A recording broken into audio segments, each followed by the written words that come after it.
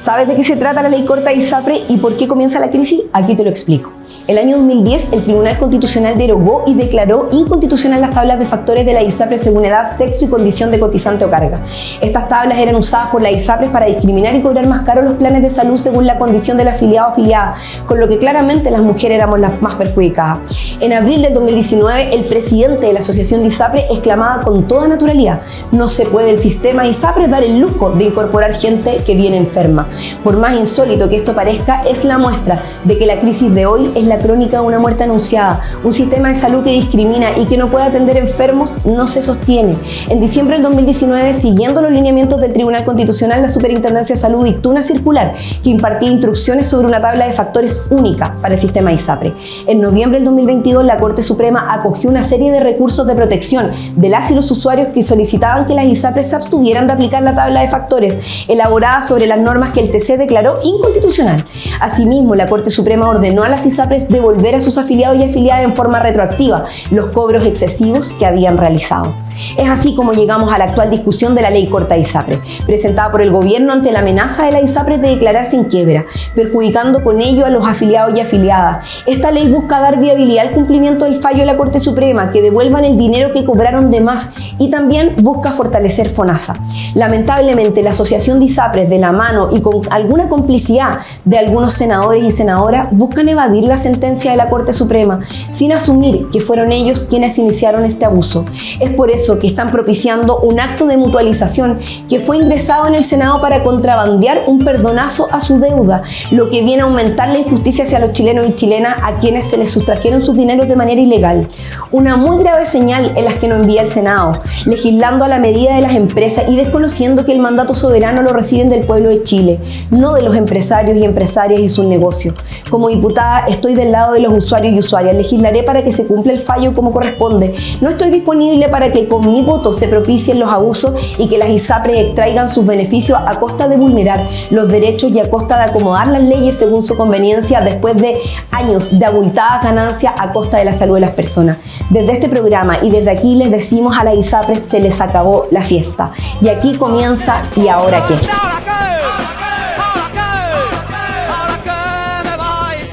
Hola a todos y todas, ¿cómo están? Estamos en un nuevo capítulo, el segundo de nuestra segunda temporada, pero hoy, Juan, nos vestimos de gala porque tenemos una invitada excepcional.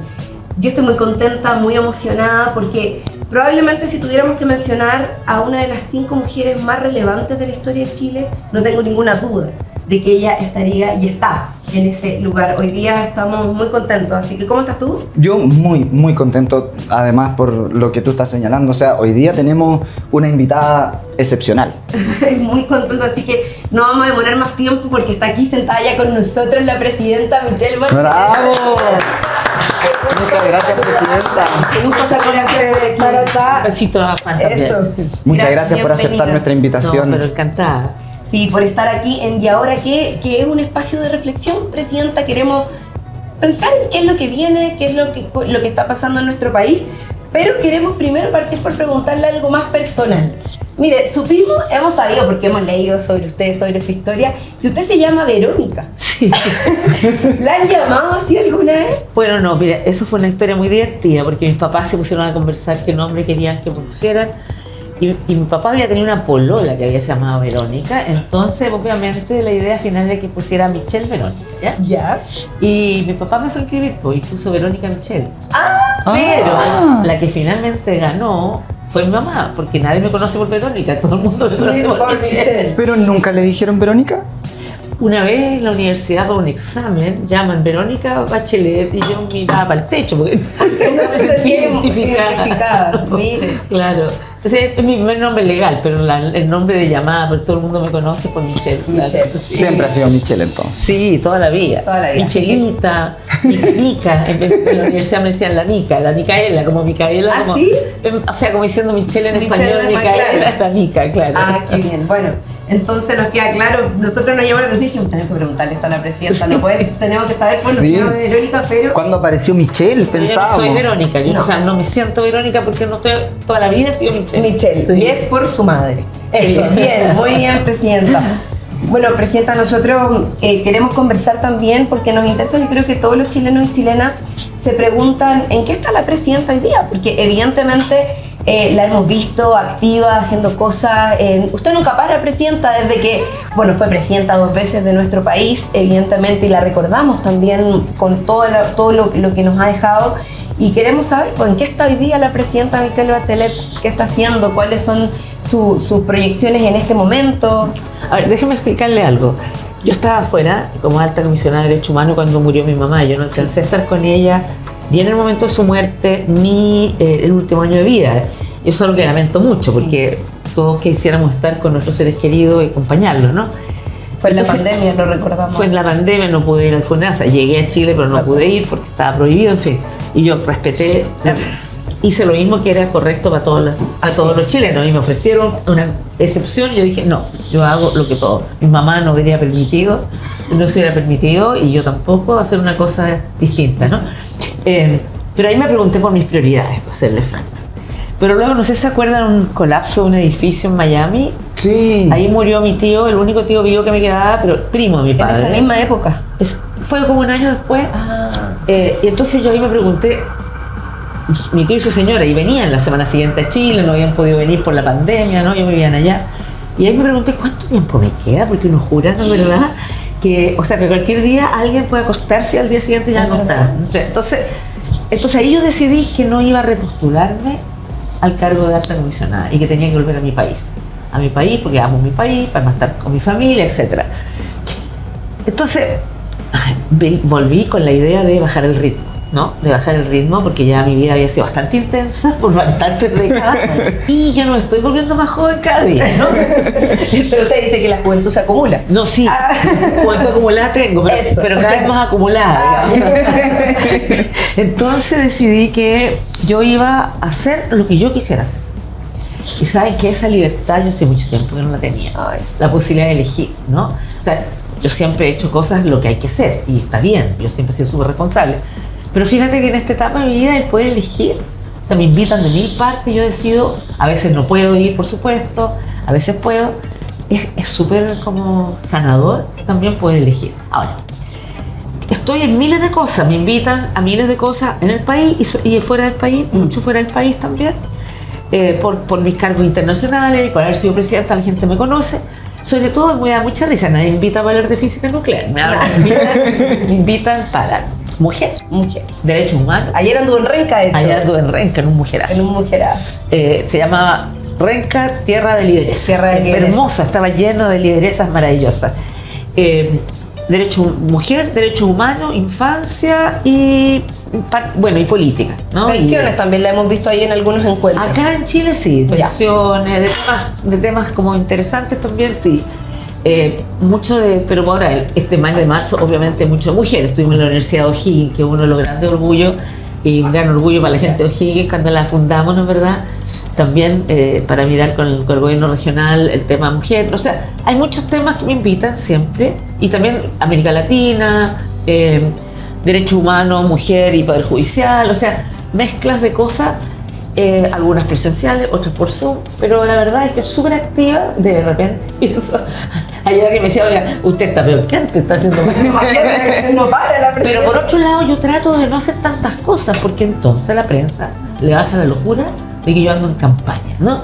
Y la verdad que no, yo estoy haciendo las cosas que creo que es necesario hacer, estar con la gente que me encanta, poder compartir con las personas. Oiga, pero doble orgullo sentimos nosotros entonces con lo que usted dice, que haya elegido estar y haya aceptado nuestra invitación. Pero yo encantada de estar aquí con ustedes.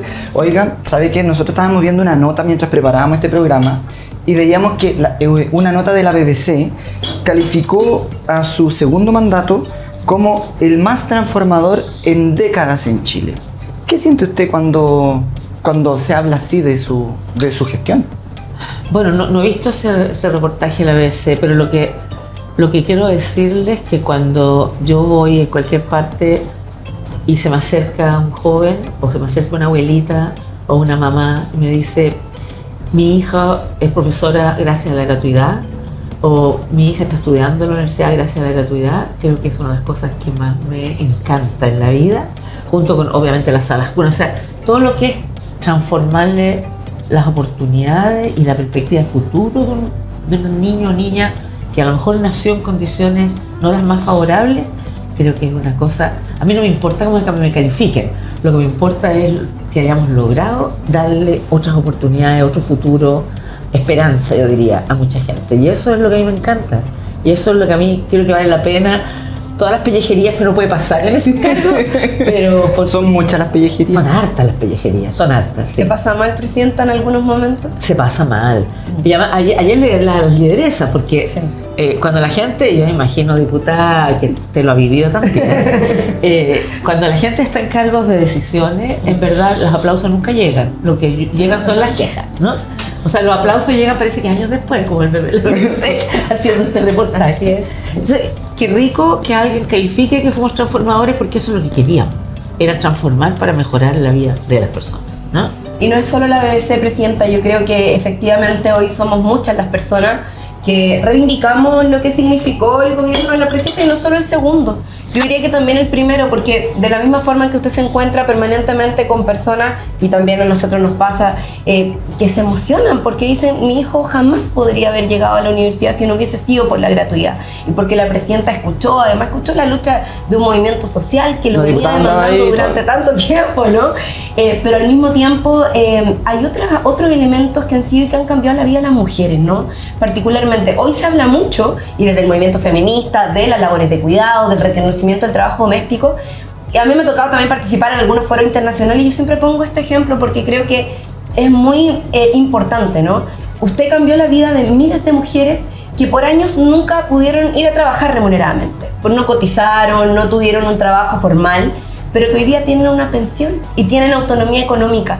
Y ese es un elemento muy importante. Yo también quería como que recordáramos eso y cómo lo ve usted hoy día con perspectiva. ¿Por qué en ese momento? ¿Qué fue lo que la llevó a pensar hay que hacer una pensión básica solidaria que le entregue autonomía a las mujeres y que puedan tener su propia pensión?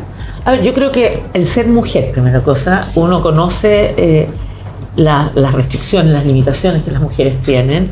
Haber sido ministra, obviamente, haber sido primero funcionaria pública toda mi vida. Yo siempre trabajé solo en el sector público y por lo tanto yo conocía la realidad de las personas, ¿no? Conocía las cosas buenas, pero también los problemas, ¿no? Conocía el problema de las pensiones. Veía que primero todos los pensionados, acuérdense que en esa época, antes de la reforma de las pensiones, la primera que hicimos, existía solamente lo que se llamaba la pensión asistencial. Y yo conversaba en comuna y los alcaldes me decían que tenían 60 cupos, por ejemplo, ¿no? Claro. Entonces ya daban esos 60 o 100. Se concursaban prácticamente. Se concursaban. Claro. Y año a año se volvían a concursar. Entonces la gente podía recibir una pensión y después no recibirla más. Entonces ahí empezamos a pensar en generar un sistema que pueda tener la pensión básica solidaria, ¿no? Exacto. O sea, distintos sistemas para mirar cómo le subíamos las pensiones a la gente que tenía pensiones realmente invivibles. Todavía son malas las pensiones, pero en esa época era dramática. Y mucha gente, creo que era 1.200.000 personas que no tenían nada, francamente, ¿no? O pensiones de, no sé, 20.000 pesos, 30.000 pesos. Y principalmente mujeres. Y principalmente, ahora, el otro reconocimiento era el que las mujeres trabajan en la casa. Exacto, y ese trabajo no se es remunerado, no es reconocido.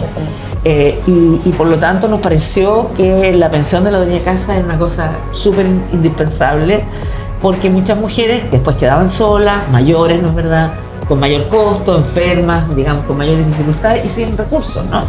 Si bien es cierto, muchas mujeres heredaban la pensión del marido, la verdad es que no había este reconocimiento social histórico del rol de la mujer como dueña de casa. Ahora creo que cuando se haga un sistema de cuidado es súper importante también considerar eso, porque hay estudios hechos por el Fondo Monetario Internacional que muestran, estudios aquí en Chile, que muestran que si uno le diera valor monetario al cuidado, me refiero a las cuidadoras de niños con TEA, por ejemplo, con dependencia de cualquier otro tipo, o de adultos mayores, sería el 25,6% del Producto Interno Bruto, si uno le diera, incluso mayor que sectores productivos como la minería u otros. Sí. Entonces, yo sé que es difícil llegar a tener un sistema perfecto, pero creo que es clave reconocer esa contribución de la mujer. También, por supuesto, las mujeres trabajadoras.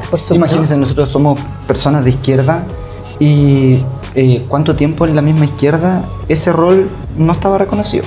No, claro que no. Yo diría que el machismo, por un lado, es transversal. Es transversal, no tiene color político, eso es verdad. Político. Afortunadamente, yo creo que las generaciones más jóvenes están adquiriendo una noción, ¿no es verdad?, de lo malo que puede ser una sociedad patriarcal, ¿no?, y donde el machismo. Pero todavía queda bastante, todavía queda.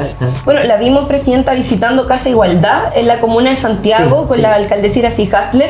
¿Qué le pareció esa experiencia? Porque, claro, es una experiencia precisamente que va enfocado en lo que usted está diciendo, de reconocer las labores de cuidado, de muy a pequeña escala todavía, pero de alguna u otra manera genera un precedente para el Sistema Nacional de Cuidados que se está trabajando y en el cual debiéramos enfocar esfuerzos. Me pareció extraordinario el concepto de igualdad, que incluye tanto la gente con discapacidad, cuidar a las cuidadoras también, ¿no es verdad?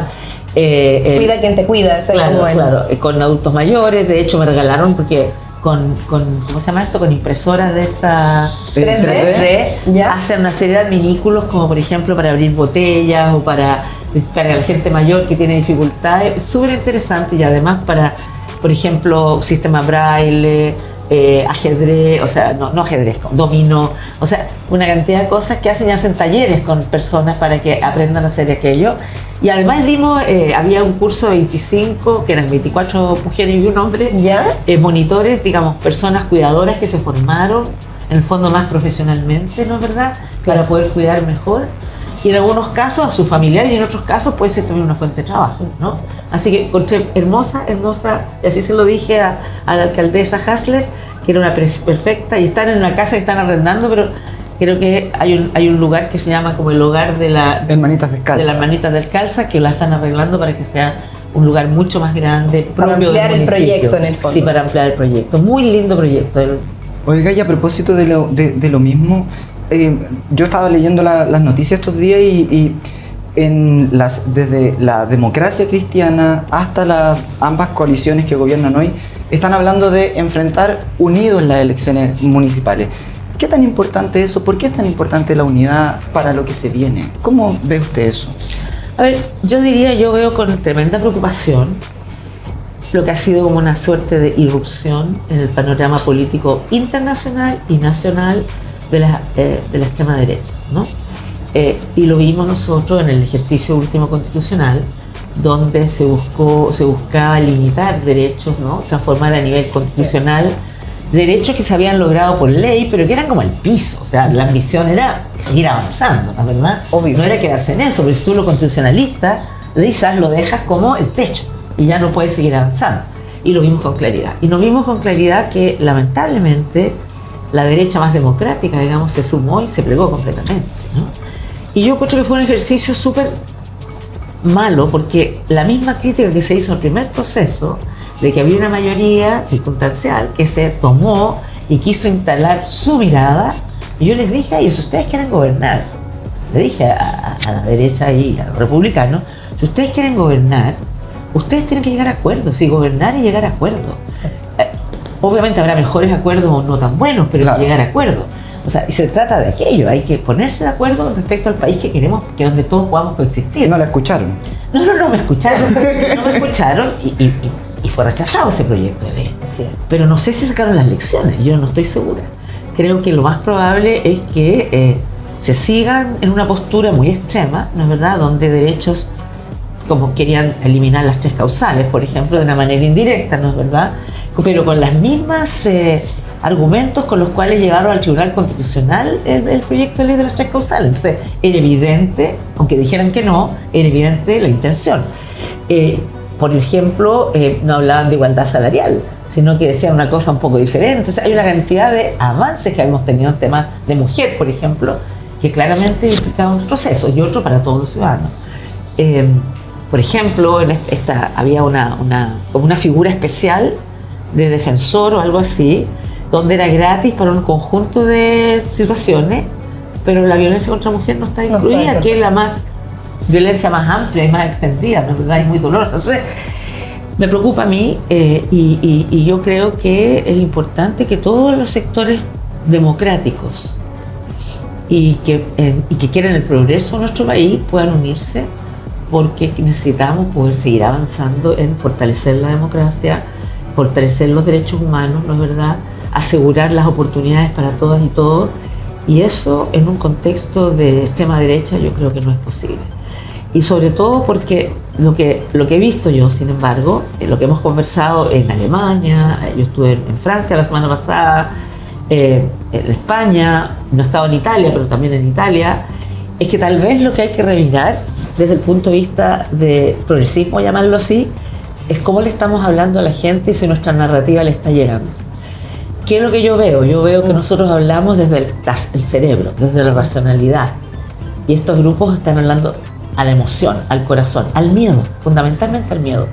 Entonces, con un mensaje que es muy simple y que dice, yo tengo la solución de su problema, lo que no es efectivo. Y es así. Y entonces la gente dice, ellos son, ¿no? Y yo creo que ahí nos implica a nosotros hacer una autocrítica también, de ver si hemos sido capaces de, en primer lado, de no entregar banderas que siempre han sido las banderas del progresismo, porque la seguridad de las personas es un derecho humano. Todos tenemos derecho a estar tranquilos en nuestras casas, en las calles y todo. Tenemos un problema de seguridad que este gobierno está tratando de hacer muy seriamente, de enfrentarlo. Son problemas que no son fáciles, pero creo que por eso que nosotros tenemos que aprender a hablarle al cerebro, pero al corazón también de las personas mucho más. Porque siento que ahí yo, como digo, he estado en muchos países y he visto este mismo fenómeno. Y de hecho, en julio hay elecciones en Europa y hay un tremendo temor de que la extrema derecha crezca fuertemente. Entonces, clave ir unidos. Todos los que creemos que la democracia es clave, que los derechos de hombres y mujeres son centrales y que tenemos que avanzar en un país que le dé respeto y dignidad a todos y todas. Seguir avanzando en eso. O sea, es una responsabilidad en el fondo mucho más profunda que solo evaluar una negociación particular donde cada uno de alguna u otra manera resguarde sus intereses, porque claro, las negociaciones son complejas, estamos a puertas de hecho de la inscripción de primarias, entonces bueno, yo ahí entiendo que usted hace un llamado también a que se haga esfuerzos por la unidad de todos los sectores progresistas, ¿no? Yo creo que hay que hacer esfuerzo, que a veces es importante hacer primarias para que efectivamente todo el mundo pueda sentir que está, digamos, tiene la posibilidad, pero también creo que no son procesos fáciles, porque es más fácil decirlo que hacerlo, ¿no es verdad? Sobre todo cuando alguien, porque antiguamente existía este concepto del que tiene mantiene. Claro, pero ahora se ha puesto como en duda también dentro de los procesos de negociación, ¿no? Sí, yo creo que en duda en general, pero yo creo que lo más importante es esa convicción de que unidos podemos vencer. Y con las cartas más competitivas también, claro, ¿no? Porque en el fondo eso también es una responsabilidad. Exactamente. O sea, que en el fondo pongamos a quienes mejores condiciones tienen para poder disputar los procesos y en este caso mantener con mucha responsabilidad lo que usted decía, Presidenta, porque la elección municipal es bien determinante también para lo que venga en el futuro, ¿no? Para la presidencial, la parlamentaria y la correlación de fuerza en el Parlamento no es un detalle. Eso es lo que se dice. Ahora, yo no estoy segura. ¿No? Es que lo que pasa es que yo creo que la gente hoy día está votando de manera distinta a lo que votaba antes. Los expertos electorales dicen que las municipales se traducen muy claramente o se reflejan en las presidenciales. Pero yo tengo la impresión de que hay gente, por esto mismo que hablábamos, del relato, de la imagen, del acceso a redes sociales, del acceso a los medios de comunicación, que pudieran, en la municipal yo creo que importa mucho las personas, que los conozcan, claro, que confíen en ellos, ¿no es verdad? El vecino, ¿no? Los liderazgos locales son muy fuertes. En lo presidencial, yo creo que hoy día cada vez más, porque antes, claro, había dos candidatos. Claro, es verdad. Había primaria y dos candidatos, ahora que uno tiene, la última vez fueron cuántos. Yo me tocó 9 la segunda vez, ¿no es verdad? La primera fueron 7, la segunda 9. Entonces, ya cada vez más complejo, claro, ¿no? Entonces, se ha diversificado la realidad política del país. Pero siendo eso cierto, yo creo que el hecho de mostrarnos que somos capaces de llegar a acuerdos y ir unidos es una tremenda posibilidad de que nos vaya bien en los futuros desafíos electorales. Y que son muy importantes además, sobre todo si vemos que, tal como usted decía, una derecha con más concepciones democráticas, como podríamos plantearlo, frente a la irrupción de una derecha más radicalizada y con muy pocas convicciones democráticas, la derecha más democrática terminó como sumándose. Entonces, uno nunca puede dar como por ganados, por cerrados los avances que ha conseguido y que han costado. Usted mencionaba el tema de la gratuidad, yo lo decía como medio en chiste, pero es verdad. La diputada, cuando no era diputada y era estudiante, desde ahí que estaba intentando empujar la gratuidad. Por lo tanto, para que una señora pueda decirle a usted eso, ¿cuántas cosas tuvieron que juntarse? ¿Cuánto se tuvo que hacer? O sea, no es llegar a decirlo y decretarlo. Claro. No, yo creo que efectivamente no podemos retroceder. El país tiene que seguir avanzando. Yo sé que hay contingencias complejas, ¿no es verdad? Hay desafíos súper difíciles. Ayer mismo vimos el nuevo incendio en Valparaíso, sí, tremendo, ¿no? Que además parece difícil a la región, ¿no? Sí. Yo veía una imagen que al parecer comenzó todo por una bengala que habría caído, como... Parece una bengala, sí. Pero lo curioso también es que al mismo momento hubo 2 otros focos, uno en cerca de Curauma, en una laguna, y otro en el Rodelillo, en el aeródromo. Entonces alguna gente piensa que puede haber sido intencional porque los aviones salen de Rodelillo a tirar el agua o los helicópteros y la sacan de la laguna. Ahora, bueno, la ¿cómo puede ser posible que haya personas que intencionalmente provoquen ese nivel de daño? Es brutal. Yo veía hoy día en la mañana personas que decían, pucha, pedí préstamos para poder hacerme mi casita, lo estoy recién terminando. Es un drama, es muy doloroso. Sí. Hay que poner mucho esfuerzo en la reconstrucción y en eso está el gobierno.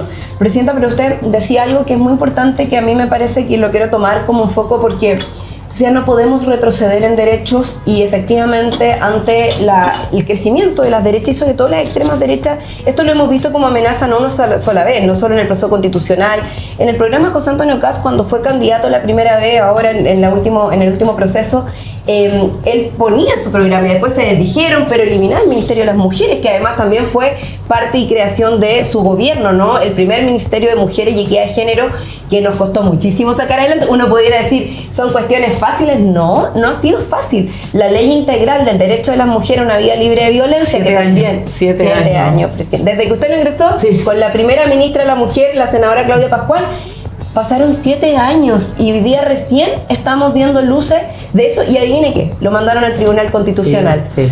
Entonces, bien increíble, porque efectivamente hay cuestiones que uno dice, no, pero es que los derechos de la mujer, todos queremos que se termine la violencia, pero ojo, que pareciera ser que conquistamos derechos, pero no los tenemos seguros. La interrupción voluntaria del embarazo en 3 causales, usted misma lo decía. Entonces, yo le quería como preguntar sobre eso. Las mujeres no lo tenemos fácil. Este es un proyecto que es muy importante porque reconoce distintas formas de violencia. Y una de las formas de violencia que reconoce es la violencia política. Claro. Usted fue presidenta 2 veces, mujer, la primera mujer, hasta ahora la única mujer que ha presidido nuestro país, lo que a nosotras como mujeres nos pone muy orgullosas, porque también es una manera de demostrar que podemos hacer distintas cosas. ¿Qué significa ser mujer en política hoy en Chile, en el mundo?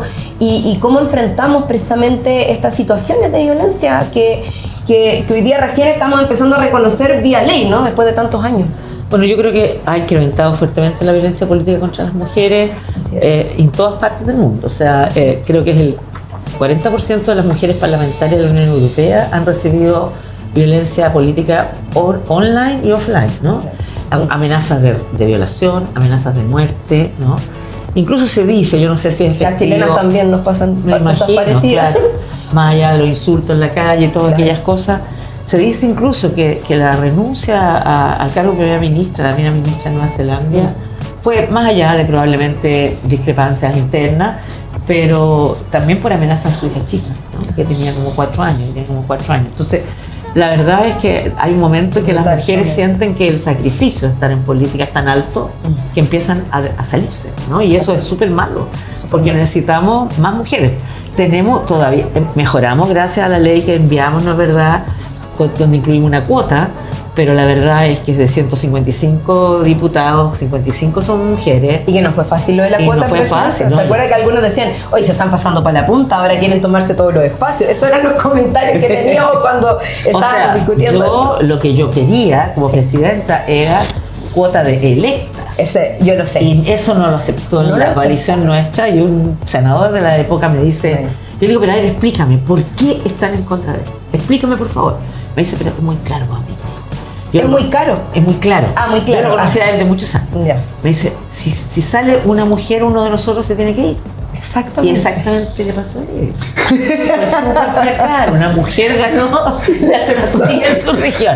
O sea, él estaba más o menos claro en lo que estaba mirando. Claro. Estaba clarito lo que estaba en juego, claro. Bueno, pero es muy dramático Ceder eso, porque espacio la a la democracia se esposa, ¿no? supone que es abrir espacios a otros, ¿no? Exacto.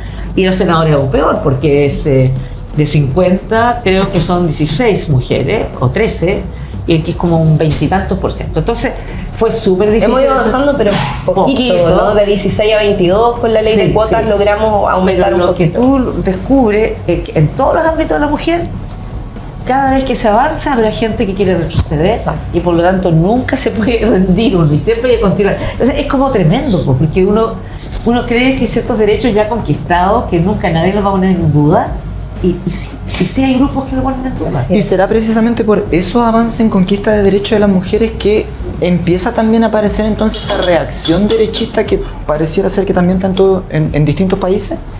Veíamos, por ejemplo, hace algunos días el presidente al lado cómo quitaba cuadros de figuras patrias femeninas de Argentina y la ponía encima de ella figura masculina.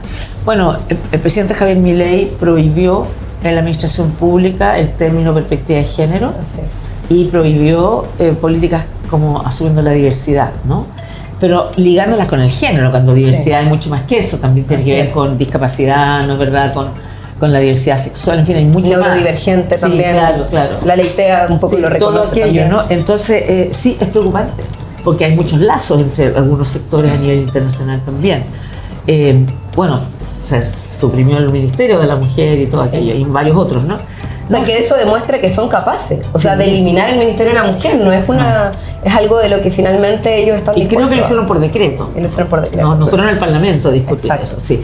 En todo caso, claro, por eso a mí me preocupa, porque yo creo que en democracia la gente tiene derecho a votar por quien quiera, ¿no es verdad? Y elegir a quien quiera. Y será tarea de los distintos sectores el Exacto. ofrecer alternativas atractivas, que entusiasmen a las personas, que les den esperanza. Yo creo que uno de los temas que la gente necesita en Chile es tener esperanza de que el futuro va a ser mejor. Y va a tener que buscarse personas que puedan generar aquello, ¿no? Pero el riesgo de caer en una situación donde derechos que han costado tanto conquistar se retrocedan, yo creo que es muy dramático.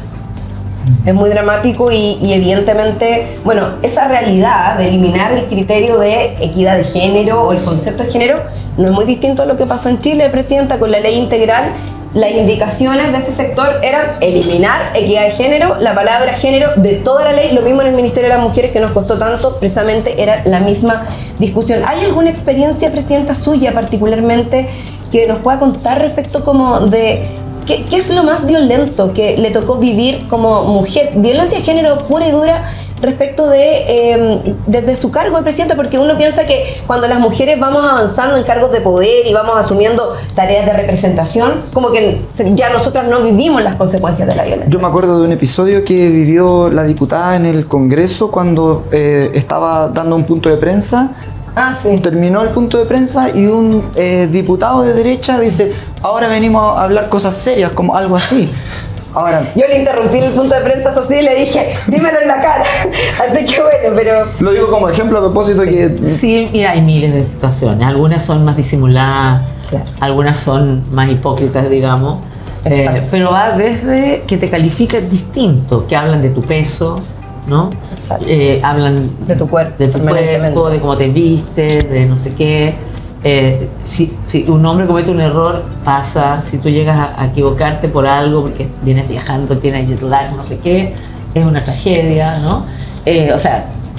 Yo recuerdo una vez que hubo un caso muy dramático, un niñito que la madre lo dejó encerrado en la casa y la madre salió y la atropellaron y murió. Y el niñito lloraba, los vecinos escuchaban los llantos pero no hicieron nada al respecto, pues no se entrometieron, y al cabo de varios días lo encontraron muerto de hambre.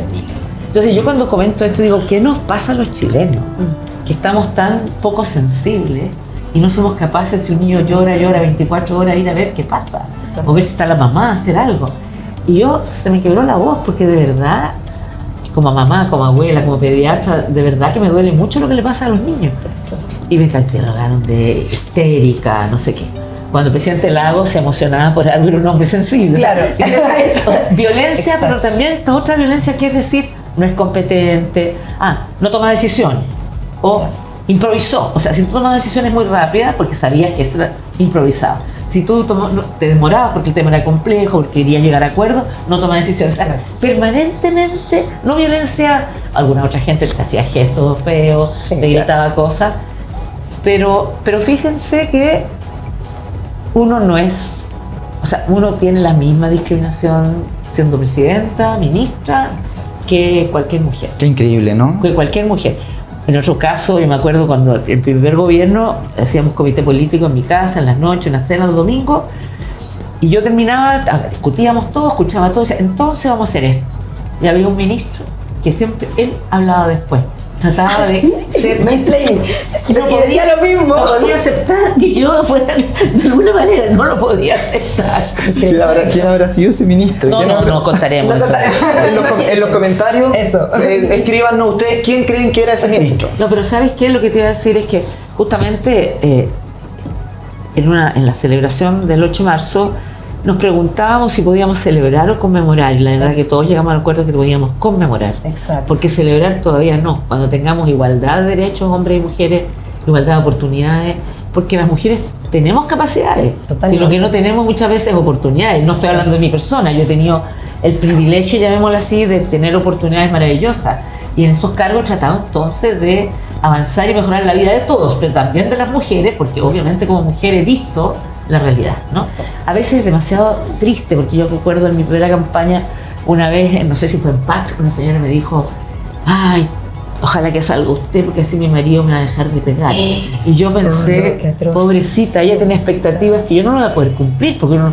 o sea, uno le puede cumplir con legislaciones, Protegiendo, entregando, apoyando, entregando apoyos para hogares de mujeres, hicimos las casas Exacto, de de acogida. recogida para las mujeres y sus niños, pero uno por uno es imposible garantizar. Entonces era una sensación de, ¡ay! Uno tiene tantas expectativas en las espaldas de la gente que hay que hacerlo lo mejor posible en todos los ámbitos. Vivimos con mucha violencia además en el presente, encuentro yo, de distinta índole contra las mujeres evidentemente, pero también uno ve las noticias, lo que está pasando, y hay mucha violencia presente.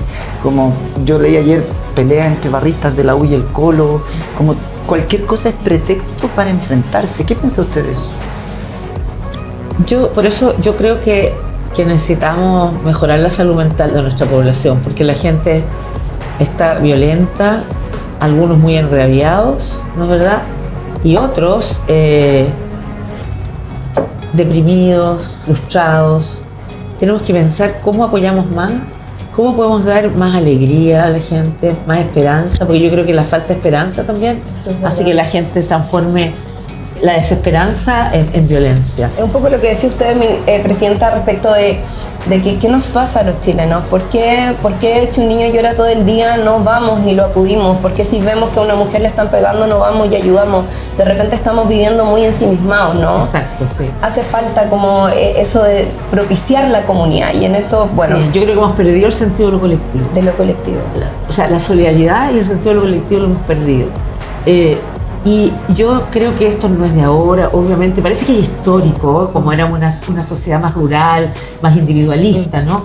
Durante la dictadura, obviamente, con los conceptos neoliberales, esto se exacerbó. Exacto. Y a pesar de que hemos estado ya tantos años en democracia y que algunos avances ha habido en este sentido, todavía hemos tenido esa pérdida de la sensación de, sí, los individuos son muy importantes, pero la comunidad también es importante. Hay una tarea ahí para la centroizquierda, y a propósito de lo que hablábamos en las perspectivas de unidad, quizás es lo que usted señala. Sí. ¿Cómo recuperamos el sentido de lo colectivo y Sí. entendemos que somos un conjunto de personas que estamos en un mismo país? ¿Y cómo entendemos que si a mi vecino le va bien, a mí también me va a ir mejor? Exacto. ¿Entiende? Esa parte, yo creo que que tenemos que recuperarla. Bueno, Tenemos que pensar. la reforma de pensiones quizás es uno de los ejemplos importantes en eso. Usted, Presidenta, ha estado ahí empujando también para que tengamos una reforma de pensiones. Presentó un proyecto que no logramos sacar en el Parlamento. Claro. Hoy día tenemos una nueva oportunidad y bueno, creo que ahí el sentido de lo colectivo, precisamente la solidaridad, el pensar en que nos vaya bien a todos, ¿no? Y la derecha respondió nuevamente. Que no.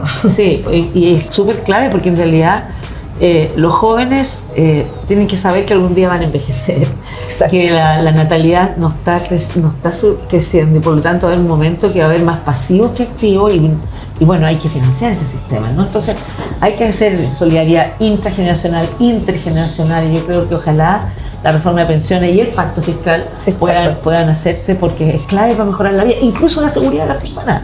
Aquellos que hablan tanto de seguridad pero votan en contra de una posible reforma tributaria que va a entregar recursos, entre otras cosas, para luminaria, equipamiento de carabineros, etc. Para la cuna universal, para seguir aumentando la sala cuna que usted construyó en su gobierno, ¿no? Entonces, sí, creo que es importante programas como esto para que la gente se entere, se informe, porque muchas veces la gente no tiene idea cómo votó su parlamentario, ¿no? Exacto. Y no sabe, y se compra historias o excusas que no son buenas. Yo creo que la gente tiene que informarse. Claro. Bueno, por eso estamos en esto. Y se nos fue el tiempo volando. Podríamos Presidenta, hablar queríamos conversar todo el día tantas con usted. cosas, pero tenemos una sección que, espérate, antes de la sección yo quiero decirle algo a la Presidenta, que hay una frase que usted dijo, Presidenta, en algún momento y que nosotros la hemos conversado porque nos gusta. Yo de hecho me haría una polera, le digo a mi Guras a ver si hace una polera de la Presidenta Bachelet diciendo que es romántica, Presidenta. Usted es romántica.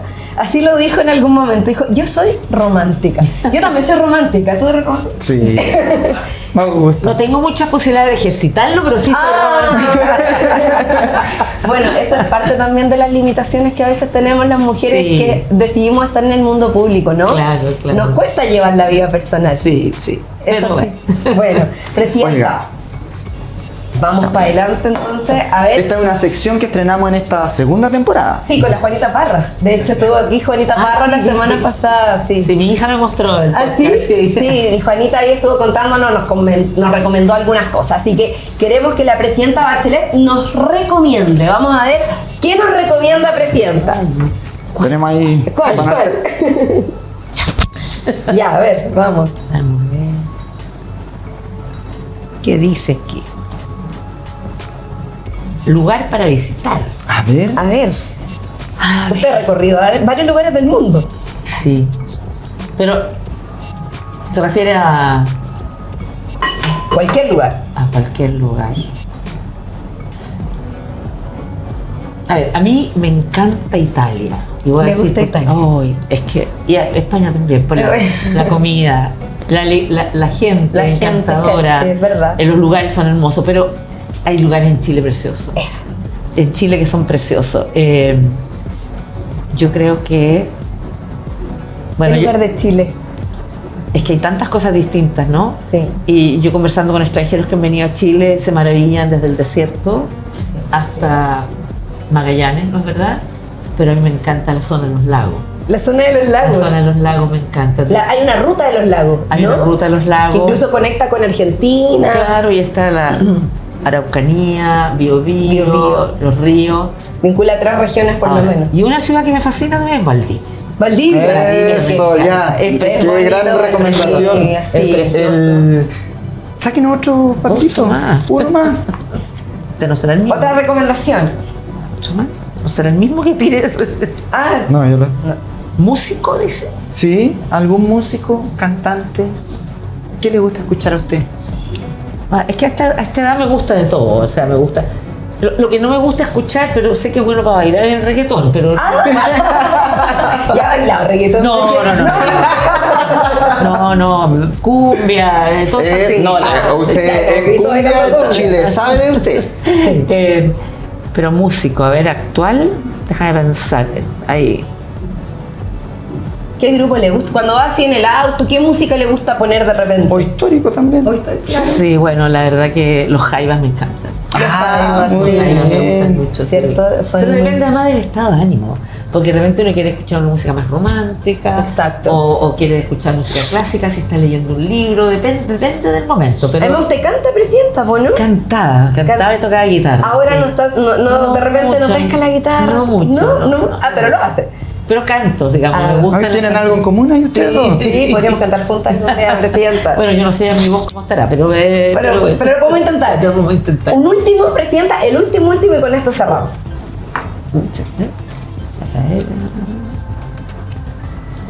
Una serie. Queremos ver qué serie ve la presidenta Bachelet. ¿Ve serie usted? Es una de las modas actuales, todo el mundo está viendo series. Pero no me he metido en Netflix todavía. Ah, ¿no? Ah, ya. No. Yo no estoy viendo ninguna serie en este momento, pero mi hija está viendo una que me contó que era increíble. El nombre es en inglés, no me acuerdo, pero es la historia de cómo pueden llegar en Estados Unidos, en un país, a algo así como La Criada se llama, pero a obligar que las mujeres no puedan tener hijos y cómo en el fondo tú puedes estructurar una sociedad completamente sin libertades. Me dijo que es espectacularmente buena, aunque... Vamos a buscar el nombre entonces Sí, de la No se serie. lo puedo mandar porque Eso. se me olvidó. No, y le pedimos a la gente que nos está viendo, Sí. como aquí nosotros interactuamos con ellos, que en los comentarios nos escriban, seguramente conocen de qué serie está hablando. Eso. Perfecto. Handmaid's Tale. Ahí nos están soplando. Handmaid's Tale. Nosotras, Esa. ya, ahí cuéntenos en los comentarios de qué se trata y Dice que complementen. es súper dura, pero que es muy interesante en términos de riesgo de que lleguen sectores como autoritarios a hacerse cargo de un gobierno. Ah, bueno, interesante entonces. Actual además por lo demás a propósito de lo que hemos estado conversando. Bueno, presidenta, muchas gracias. Ya estamos llegando al final. Estamos muy contentos y contentas por haber podido tener esta conversación con usted. Yo creo que ha sido muy enriquecedor. Vamos a recibir ahí los comentarios. Este es un espacio de interacción. Pero en verdad podríamos haber estado horas conversando. Sí, obvio. Después Aquí nosotros igual vamos a estar todos los jueves Eso, a las 7 de la tarde, siempre para que se suscriban, nos den ideas. Este programa surgió porque dijimos en YouTube, nosotros no estamos conversando. Estamos en Twitter, muchas veces en Instagram, pero en YouTube uno buscaba cosas y la extrema derecha tiene tomada esta red social, por lo tanto estamos Propaganda. invitando a la gente que venga a estos espacios y creemos aquí un lugar donde podamos intercambiar también nuestras ideas. y hemos tenido interesantes conversaciones. Estuvo aquí Pancho Vidal vocero, que fue muy divertida la conversación también, ministras, así que Qué bueno, me alegro, lo felicito. Muchas Creo que es gracias. súper importante tener espacio de debate, de reflexión de cosas muy serias y también de cosas normales, porque Eso. es así en la vida.